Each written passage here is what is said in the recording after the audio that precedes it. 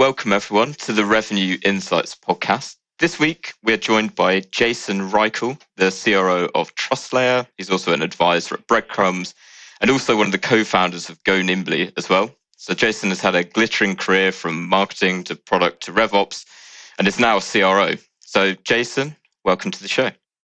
Hey, thanks for having me. I really appreciate being here. So Jason, I've obviously been having a look back at a lot of the stuff that you've kind of done, a lot of the stuff that you talked about online, and I've heard a lot about what you've done at Breadcrumbs, heard a lot about what you've done at Go Nimbly, but what I'm kind of intrigued about now is this journey that you've now taken to TrustLayer, where you're now in the role of CRO. So would love to hear a bit more about what that journey has been like and what's kind of taking you there.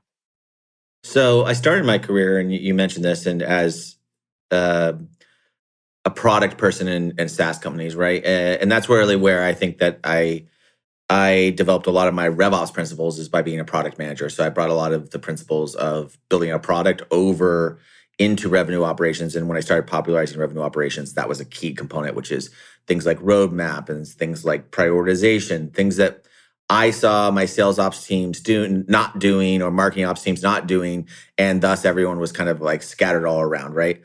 And so when I started Go Nimbly, when I was the CEO of that company for 6 years, and we grew it pretty substantially and worked with a lot of organizations, very large enterprise organizations. So when RevOps first came about, it was really about these large organizations not getting the change they needed to hit their goals. So I thought RevOps was for everyone, and it is, but enterprise companies already had a sales ops team, already had a marketing ops team. There was something to unify, and there was a lot of work to be done in those organizations. So, some of the companies that we worked with were like Twilio and Zendesk and PagerDuty and all these kind of really big tech names. Those are really huge companies. And even when we worked with them, we worked with Twilio before they IPO'd, but they were still relatively large organizations.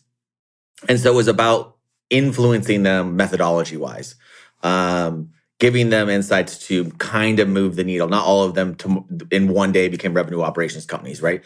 But they used Go Nimbly and they used my principles in order to start to have a more holistic picture of their work. And that really helped those organizations. And I really enjoyed being CEO of Go Nimbly. But when COVID hit, it was very clear to me that the funding space in tech was going to change dramatically. And I became kind of obsessed with wanting to take the principles that I had developed for large enterprise organizations and go in the field and actually practice those. So I first went to Breadcrumbs and helped raise money with them and set up their revenue go-to-market. And then I met one day John from TrustLayer, who is a Silicon Valley guy. But during COVID, he started this company and moved to Florida. And I was talking to him, and he really wanted to operationalize his team, and they already had, a good amount of funding. And so it seemed like a very good place for me to go and test my philosophies at a Series A organization. So jumping on at TrustLayer at Series A, helping build out what it looks like to have, sales, marketing, customer success actually owned by the CRO. So I own those departments. And set up a revenue operations team and really help scale that organization. And what I found are some of the principles that I developed for enterprise RevOps worked in a smaller organization or in an earlier organization, and some didn't, because some things in an early organization, when you're trying to find product market fit, don't need to be operationalized, right? And they need to be loose, and they need experimentation. They need a lot of things, that at a larger scale in RevOps is really about operationalizing what's working and trying to, spread that out and scale it. Doing all of this because I really believe in revenue operations, and I want to find where the bounds of it are. Where do silos actually start in organizations? Do they start as Series A? Do they start before a company's ever created? Are they in our mindsets? Are they in the way that we function? One thing that was really apparent to me when I worked at Go Nimbly and I would interview people for my own podcast, Kill Your Silos, was that every leader I spoke to said, man, I miss the days when we were all wearing multiple hats and doing all these different jobs. And it was so fun and it was so exciting. And everybody was happy, even though they were working 80-hour weeks. And now we have this funding and we are successful, but what the fuck? Why are we, why am I not having fun anymore? This is a common story and trope. If you're hanging out with other, entrepreneurs in tech and you're sitting around talking, they miss that experience of kind of being a generalist and kind of knowing what's going on in their organization. And for a long time in Silicon Valley, there's been this misnomer around, as you scale your company, put people into very specific roles, give them specific jobs, which is kind of what people naturally want after they go through the building of a startup. And it's so chaotic and crazy and all this stuff. But it actually hurts the creativity of the organization and overall the focus on the buying experience of the customer. So that's a long way of saying why CRO is because I really wanted to put these into practice at the leadership level. I wanted to show an organization and demonstrate a CRO who's not only focused on sales, but focused across sales, marketing, customer success equally, and believing that all of those parts touch the customer.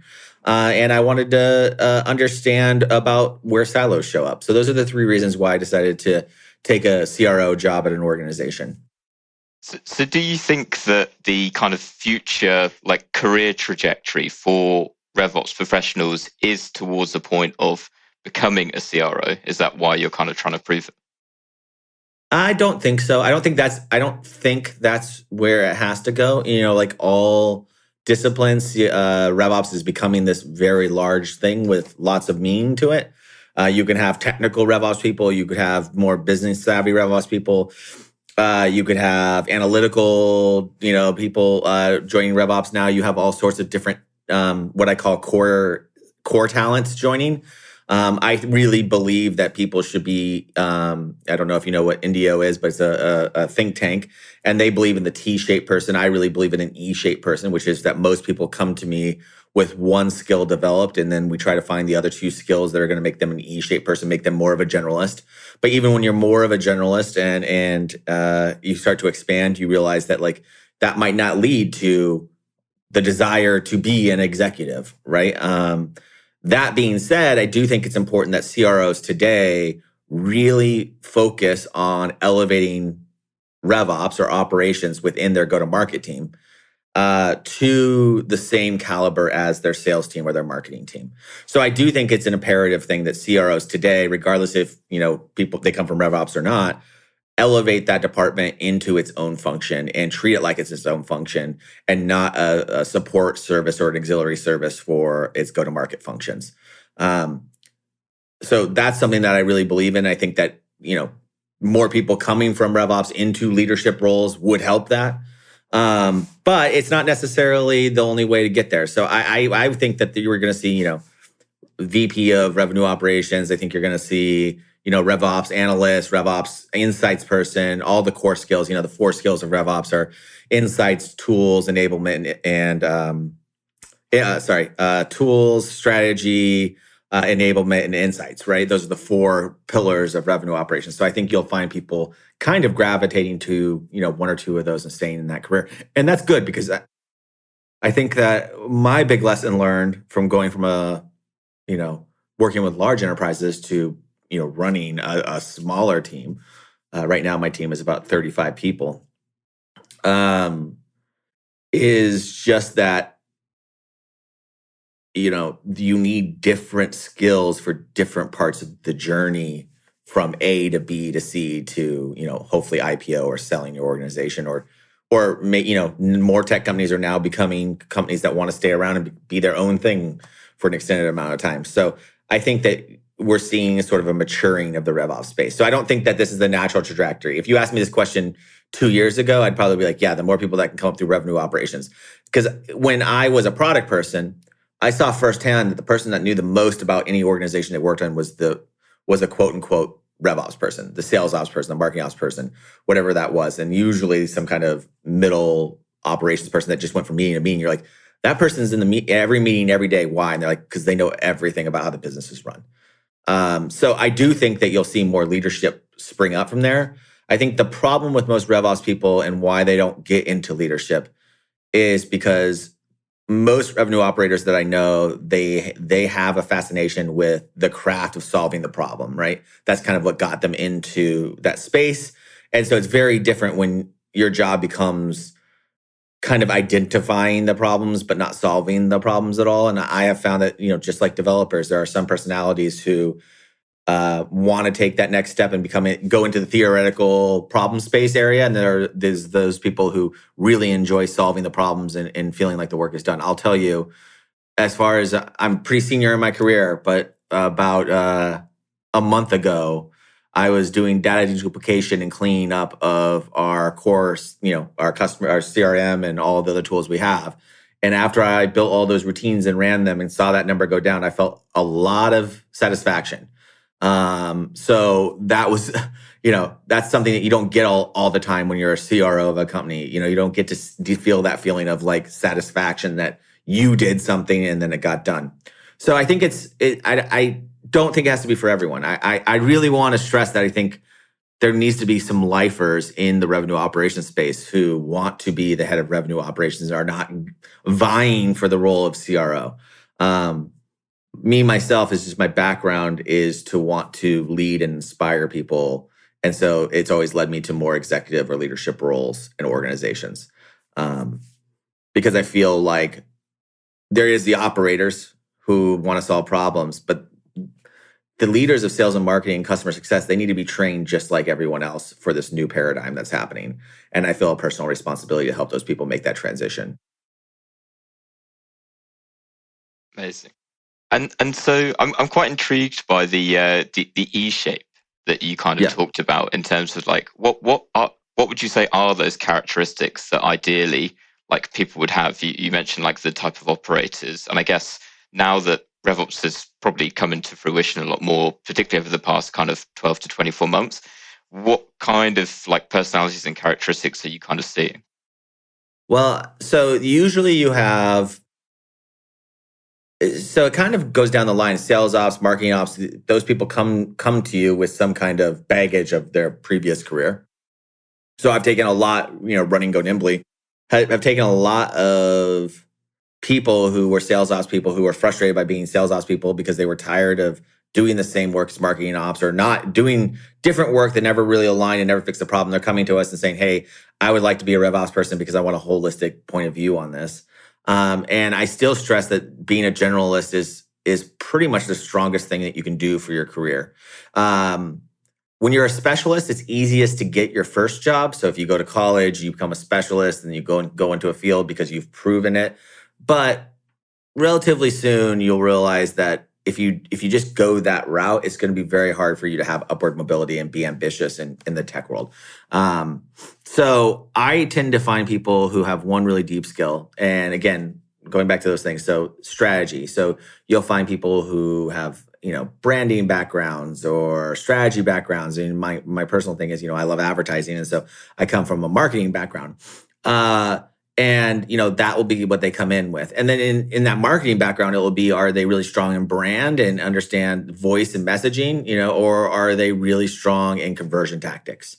Or do they come from more of that? So even in that, you can see how that particular generalized skill can be split down. And so then you'll try to widen that out. So, if you're good at conversion tactics, then I'll try to make you a little bit more aware of brand.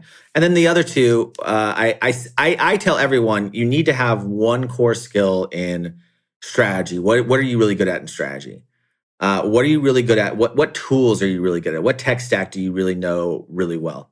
And what enablement and what's your philosophy around enablement? Are you a person who does a series of workshops, Loom videos? Are you someone that likes to pull people in and do really big trainings with a bunch of people? What is your methodology around that? And then what's your insight methodology? Every single RevOps person I work with has a different answer to those four areas that they're good at.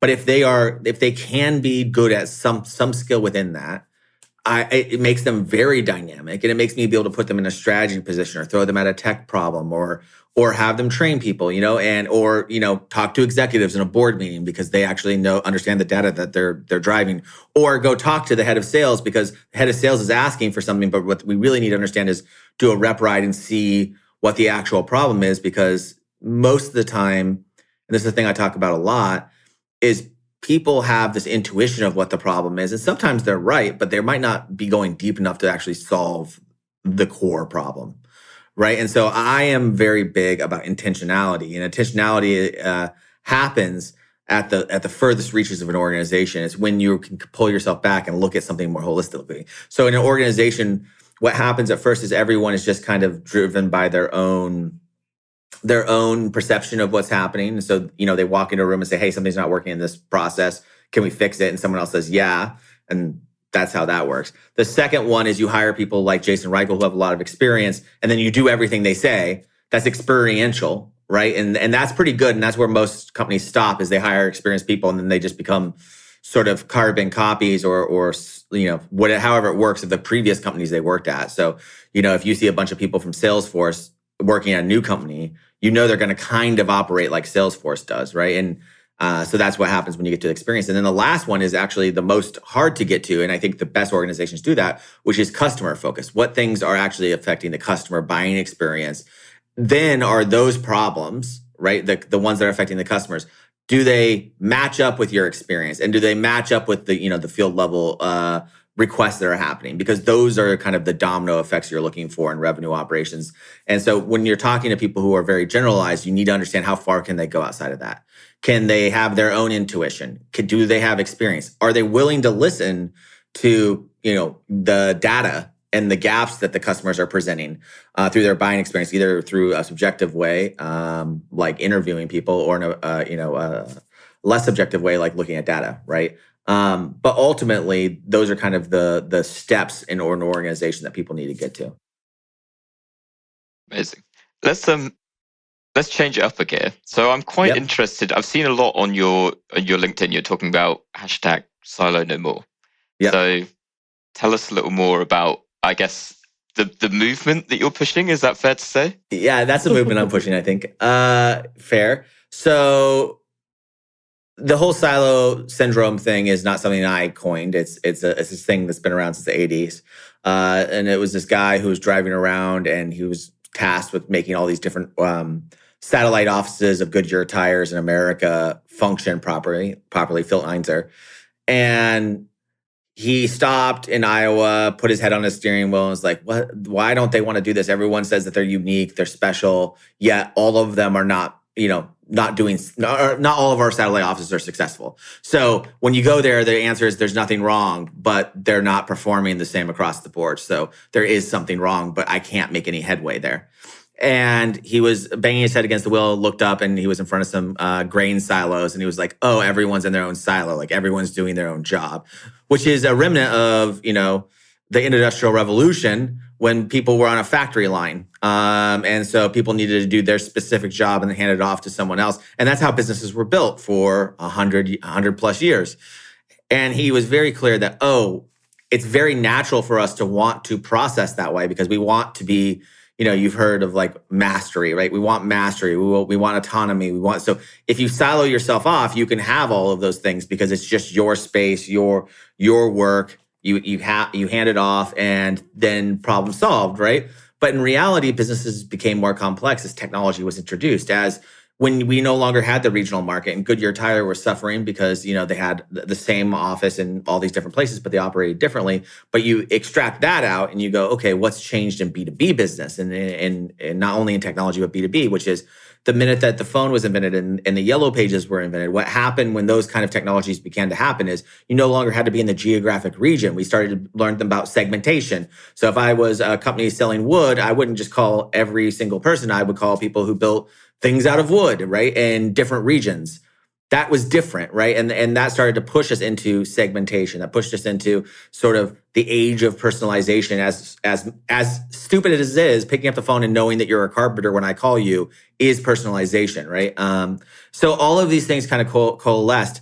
And what he learned by studying this, and because he spent the rest of his career studying silo syndrome, is it's very natural in organizations for this to happen.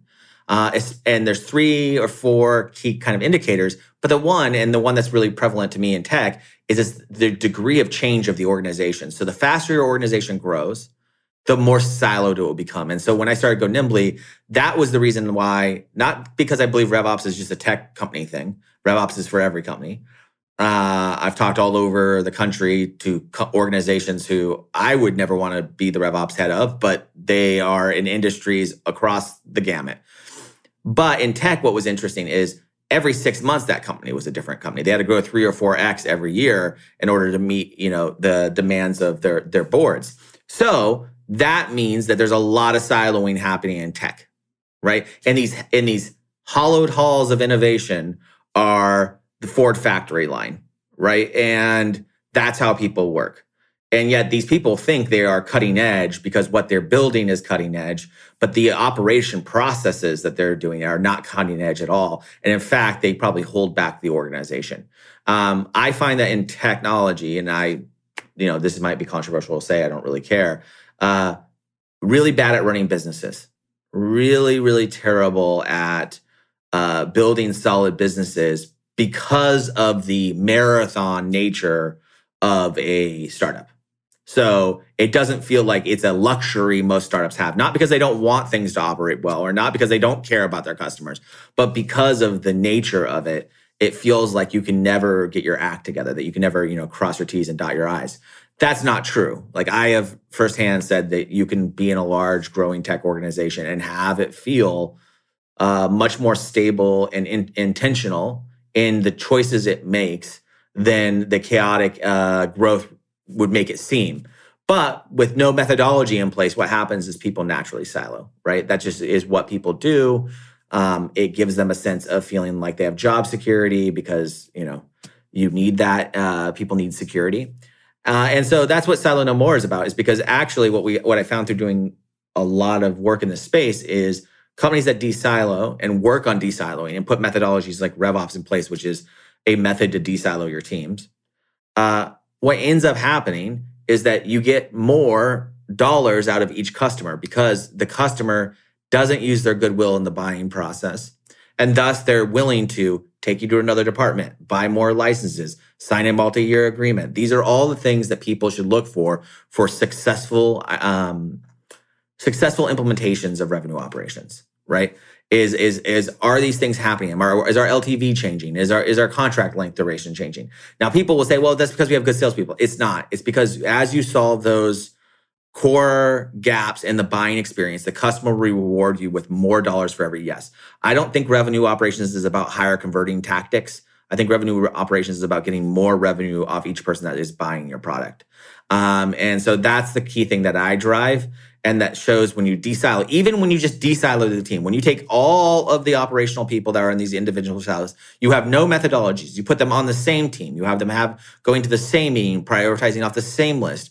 You'll still see a 3 to 4% improvement in the LTV of your customer just by doing that, just by de-siloing. Then if you bring your sales leader, your marketing leader, and customer success leader into that meeting and make them operational resources and tell them you have to, every 2 weeks, because I believe in doing operational releases, every 2 weeks, you owe me an operational project from your team that is going to transform the team. You owe me that. You are an operator too, because you're the leader of this organization. You're not just the head of a function. You're not just a manager. You're an operator of that machine. So what are you going to do in the next 2 weeks that's going to make that machine operate better for the customer?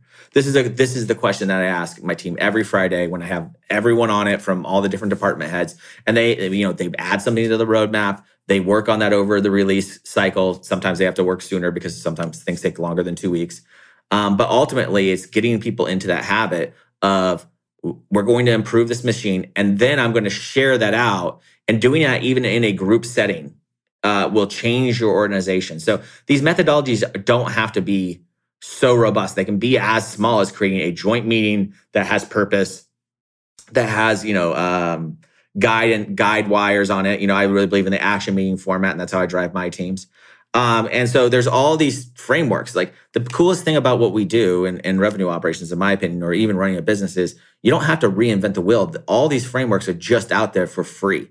You don't have to spend millions of dollars to learn this.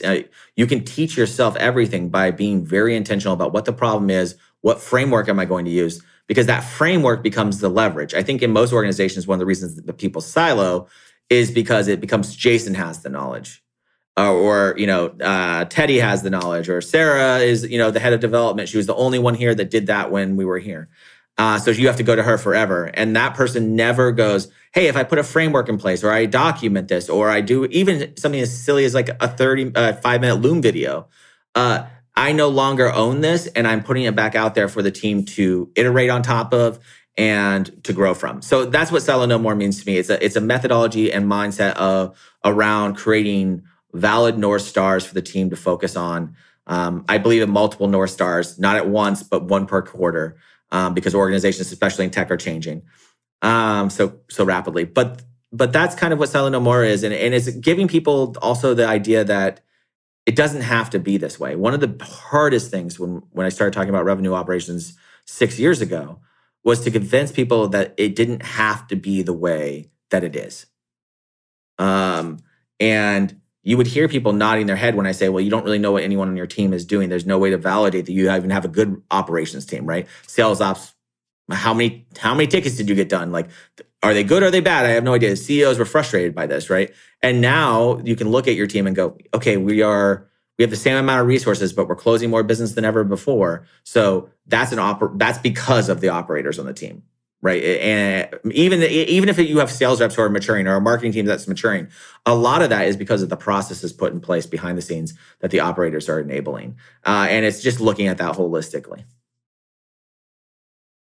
What do you guys say, before you ask me? What do you guys say? Do you believe in this in silos? Do you see that in your guys' work? Absolutely. I'm RevOps, so I'm RevOps at Ebsta, so internally. So I'm fairly new into the business. Been there for about a year. So coming in, there's no operations team. We're working as a sales, as a marketing, as a CS, and it was absolutely siloed.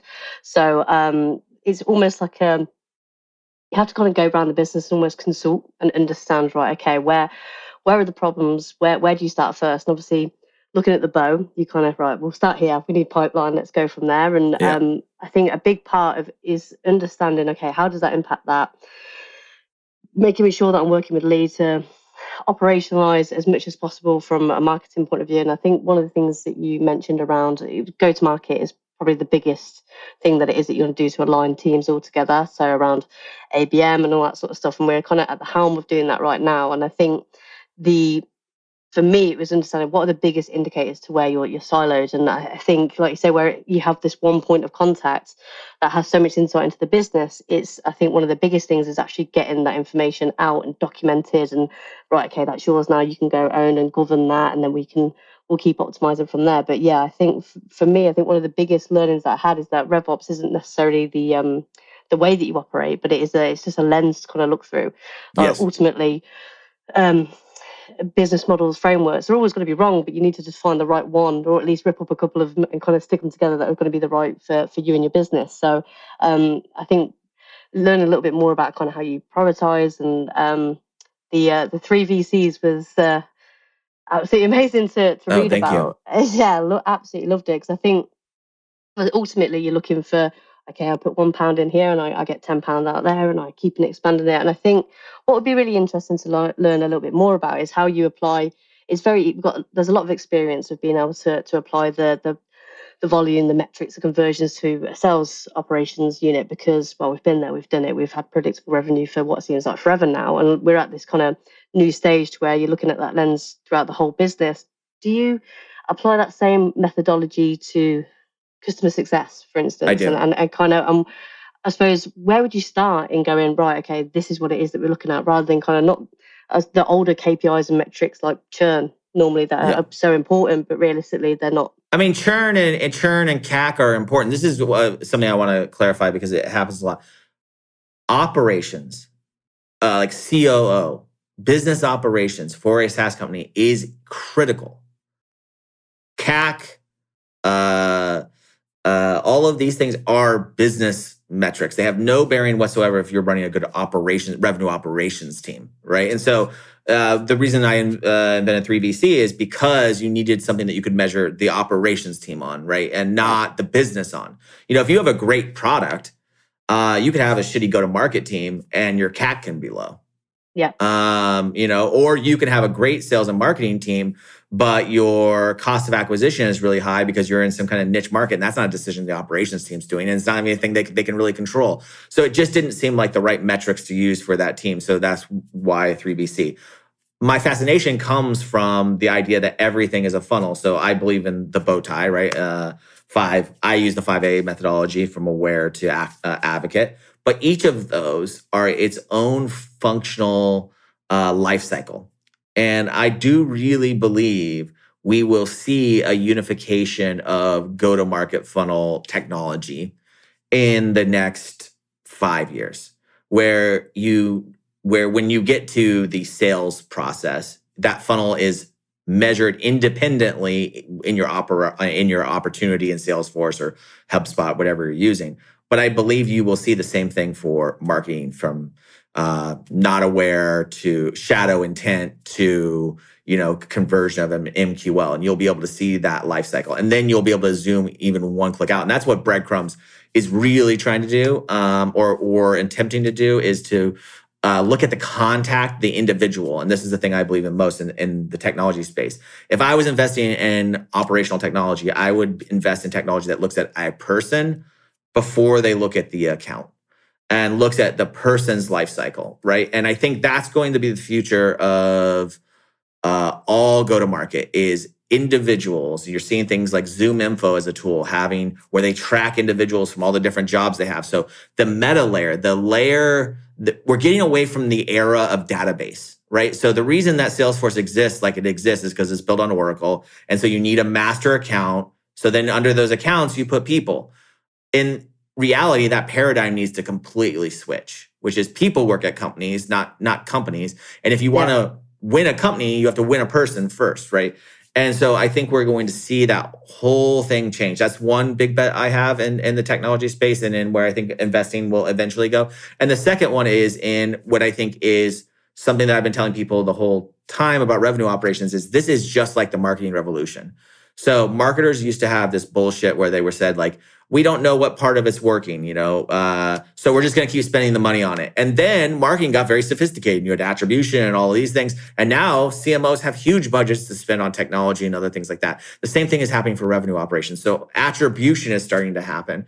And I think that there's going to be a big winner player in the company that actually builds operational attribution. So I think lifecycle management for contacts and attribution for where they came in, what process they were tied to. So imagine you could say, I made this change, and since you've made this change in this process, you've had a 5% higher conversion rate.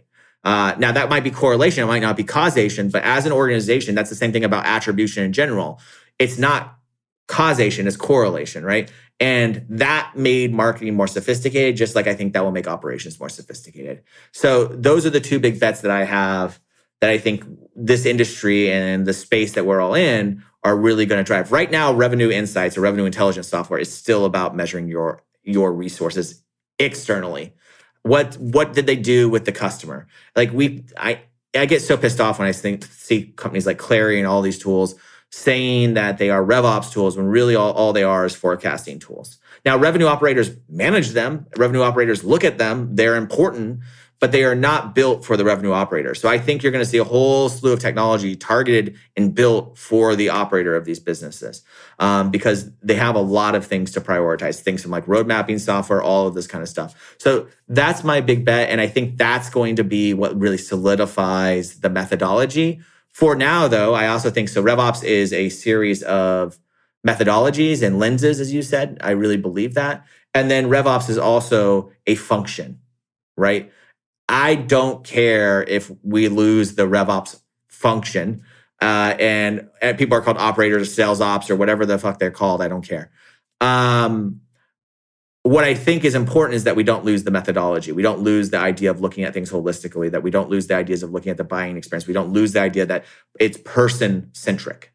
And I do a bad job at this too. I'm building a Series A company right now, right? Like, how far away I am when I believe this so full-heartedly from my actual customers and knowing what the experience of them buying the product was is significant. It's very hard for me to get close to the customer, because there are so many things that are happening that are pulling me away from that and focusing back on my team as the internal customer, right? Although my GTM team is not my internal customer.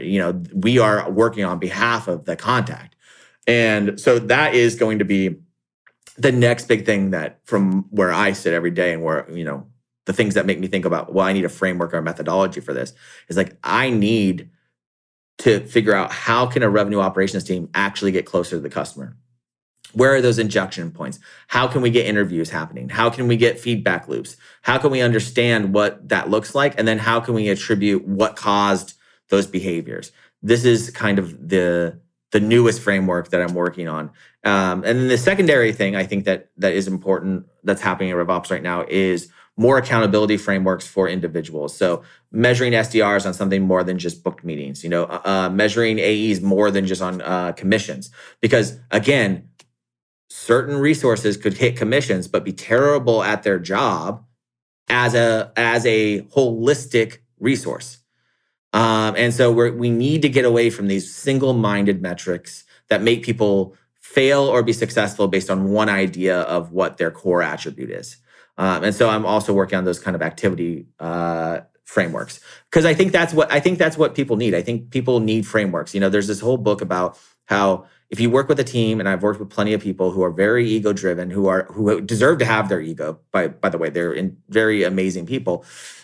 But the way that you overcome someone's ego is by not telling them that you're right. It's by putting a framework in place that's the bad guy or the good guy. And so that's how you actually level set. So I don't go into organizations and say, hey, I'm one of the 5 people that invented revenue operations. I don't go say that, so you should listen to me. Instead, I'll put a framework in place. They get to experience the framework, and they realize for themselves that if they do this framework, they're going to have a better result. So doesn't matter what I say, right? It doesn't matter. All I've done is bring the information. They've tested it, and then it's proven to themselves. And so I think those kind of core ideas are pretty critical to it. Amazing. So I'm quite fascinated at the point you were making around, so with Silo No More, and you talked a lot about the challenges that you are facing like right now.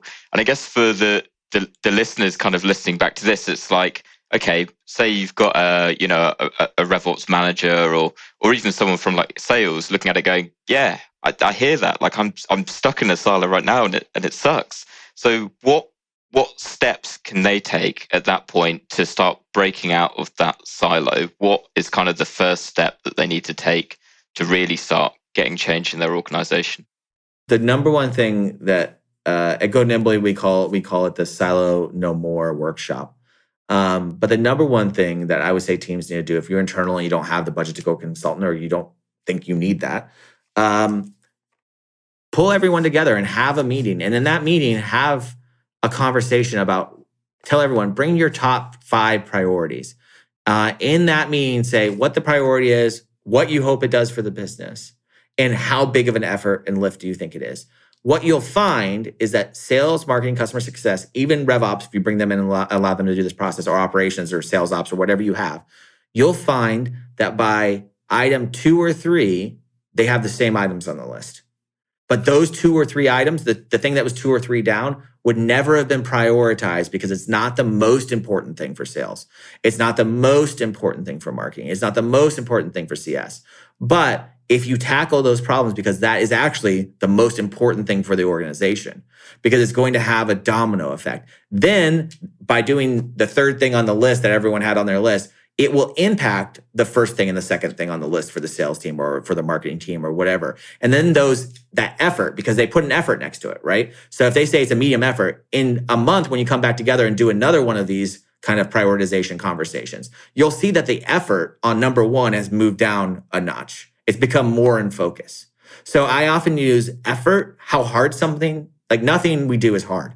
What's hard is all of the unknown that we don't know about something. Even implementing Salesforce these days, it might take time, but it's not hard, right? And so what in reality, the level of effort tells me how opaque the problem space is, right? And as you move down that list, you start to tackle some of those things that have cross-functionality to them.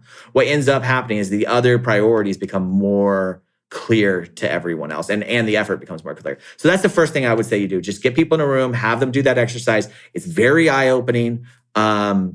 And you'll realize that people are willing to let go of 1 and 2 pretty quickly when they see that they could get a 3rd or 4th or even a 7th thing done on their list, and it will impact the whole organization. But they never have that conversation. You never have that conversation. In fact, sales, marketing, and customer success are built in the current setup to point at one another and say, you're slowing me down, you're hurting me, versus saying, actually, we have things in common that we all are being hurt by, because what's actually hard is running a business. It's not that marketing doesn't do their work, or sales doesn't do their work, or CS doesn't do their work. It's that it's hard to run a business. And it becomes very clear when, I don't know if you've ever had this experience, but you work with your colleagues, you never talk to Matt over there, you have this offsite, suddenly Matt starts talking, and you're like, holy shit, Matt's brilliant. Why am I never hearing from Matt? And so you have to force those interactions. You have to force that communication to happen as much as possible. You need to have people see other people in a new light of like, wow, I'm really glad that I have that person on the team. They really know what they're talking about, but also the thing they're talking about is something that I care about. I think that's the way that you build synergy. You don't need a RevOps team to do this. If you're a sales leader, you can call your other heads of team. If you're a sales ops field operator, call the other operational resources. You can call it at any level, right? So, you could call the sales admin, you could call the field marketing person who's doing campaigns and say, hey, let's talk about what we're working on. Let's go through our 5 priorities. You'll be surprised in lots of organizations how people can't even come up with 5 priorities because they're only focused on the thing that's right in front of them.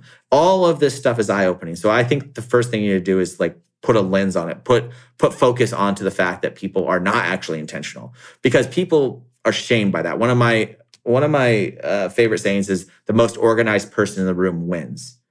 And that's not because the organized person is right. That's because it's easier to go along with something when there's a plan being presented to someone and it looks like it's right. And that is the fallacy of, it's good to know that. So if you want to win, be organized. But it's also good to understand that that's why certain things get prioritized over other things. It's just because it's more organized, so it's easier to obtain that thing. So those are kind of the tips that I would say for anyone that wants to get started, is just have that cross-functional meeting. It sounds so stupid.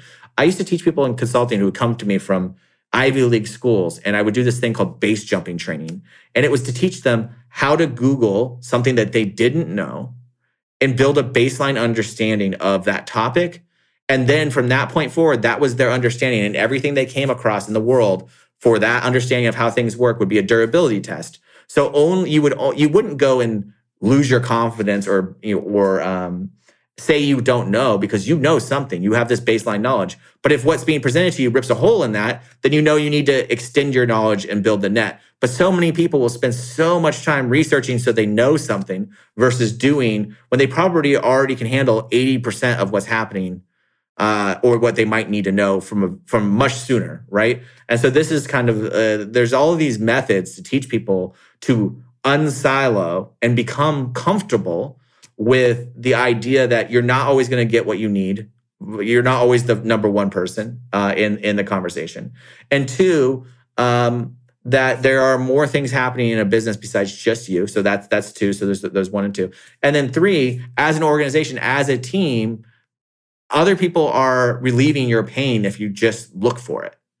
Right? They're willing to get on that and help you relieve the pain that you have, because usually it's a shared pain. Again, I don't believe that you should prioritize from individuals. Saying that I'm really fond of is shipmate self.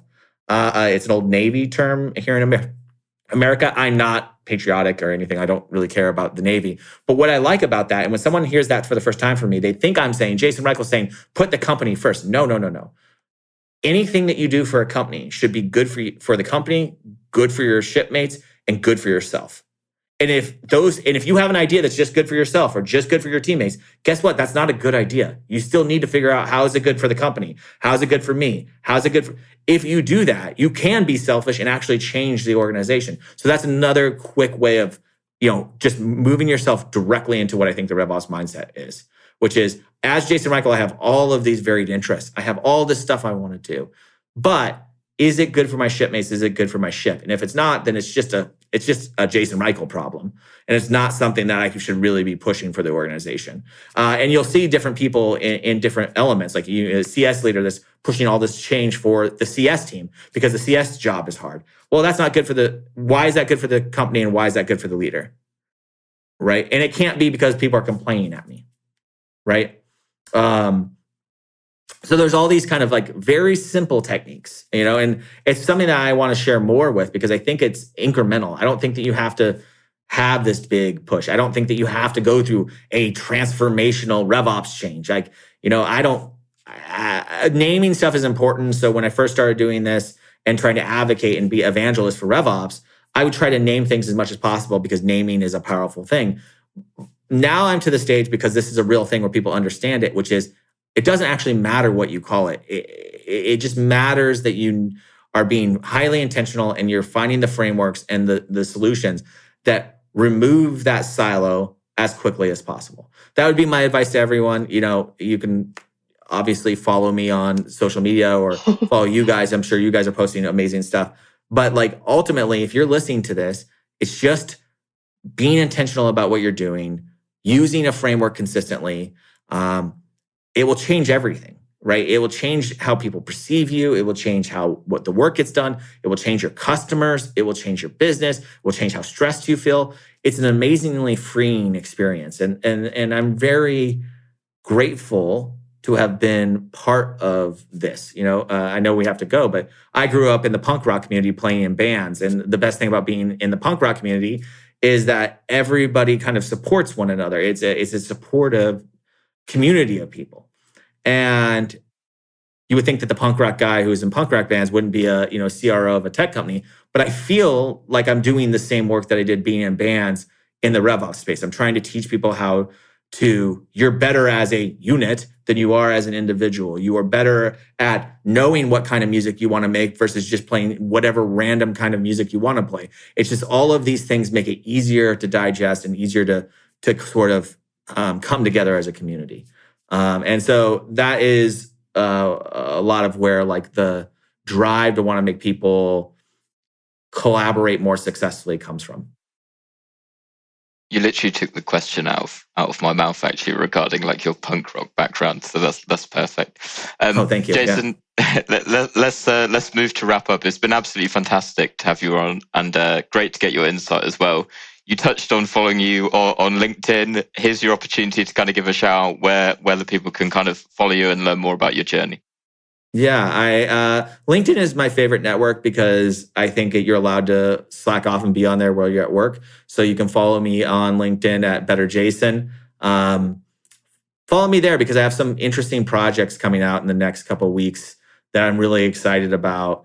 One thing that I've been doing since the very early days of the podcast is giving my phone number in my podcast. And I have literally hundreds and hundreds of questions that people have been asking me about revenue operations. And I want to start doing, a semi-regular bit on there, which is, ask the RevOps evangelist questions and get answers. Because I think that one of the things that we need to do is demystify, it's no joke, demystify this space, right? Make it more tolerable to put your foot into the water when you don't have your company alignment, when you don't have the leadership pull that you think you have. All of these things are very critical. So I've been spending a lot of my career working with very senior members, and I've decided okay, this is the part of my career where as an evangelist, as someone who's really passionate about this, I need to start working with the field level people who are actually dealing with this on a daily basis because they need the support. Executives are bought in now mostly to RevOps as a concept. They see the value of it. What's hard is how do I go from where I am today to being this intentional operations person, an intentional member of my team. And so I'm hoping that, you follow me there and I'll be giving you tips and tricks to get there. Amazing. Well, thank you very much, Jason, for your time. I think we could have talked for hours longer, but we'll wrap up there. So thank you very much, and we'll catch everyone next week. Thank you, everyone. Bye.